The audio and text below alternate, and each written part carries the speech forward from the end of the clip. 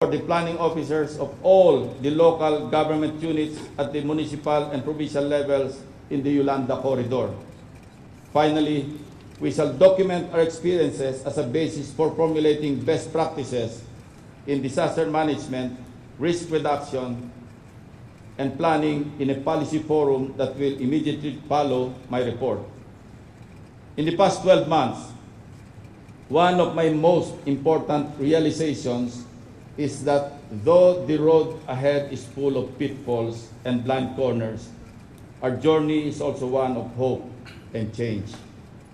Every day in my office, I see hard-working people ready to do what is necessary to help the survivors. Every time I go out on meetings, the people I meet continue to impress me with their dedication to help in the recovery process.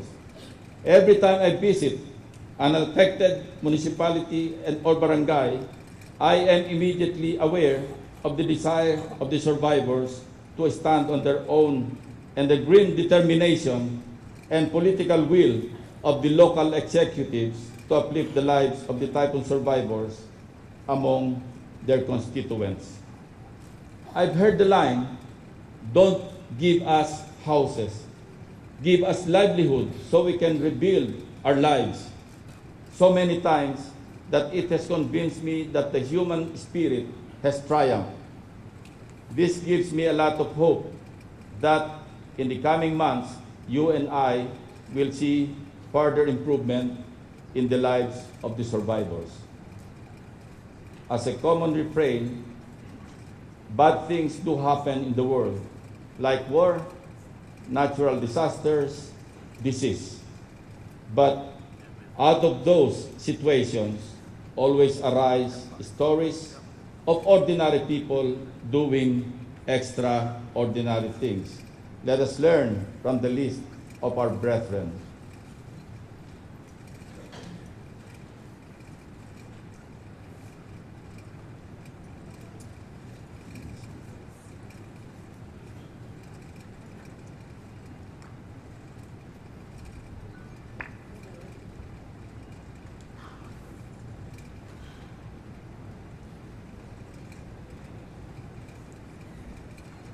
In the course of my work as PAR, I even encountered the youngest donors that evoke my admiration.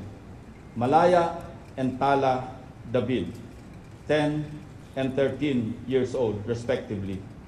They are Filipino-American sisters who raised more than $100,000 by making and selling rubber loom bands in the United States. They used these funds to build typhoon-resilient classrooms in Tanawan, Leyte. Now that I enumerated some of the challenges we faced in the Yolanda rehabilitation and what we did to address them, I leave it up to you to decide whether we are on track or whether our pace is fast or slow. However, I would like to call your attention to some observations from members of the international community. I find it ironic and sad that criticisms on recovery being slow or insufficient usually come from our fellow Filipinos, in contrast to several foreign observers who continue to give positive reviews. Most foreign observers who work in the recovery efforts of mega disasters in other parts of the world, thus giving them a point of comparison, have said that the pace of recovery in the Philippines is faster than in other countries.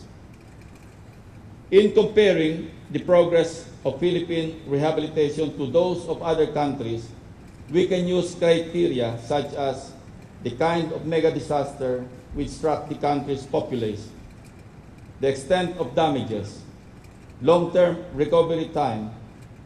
These indicators can help one arrive at whether the Philippines is on track towards full recovery.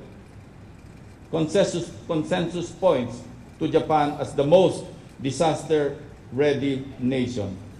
Noteworthy is that Japan's decade or more long recovery period can be a sobering fact for all developed and developing nations alike. This is despite Japan's $250 billion five-year recovery plan. To be sure, our country is a little more disaster resilient than it was when Yolanda made landfall. It is our job to keep to the task at hand without fear or favor and without hesitation. Thank you very much and good morning to all.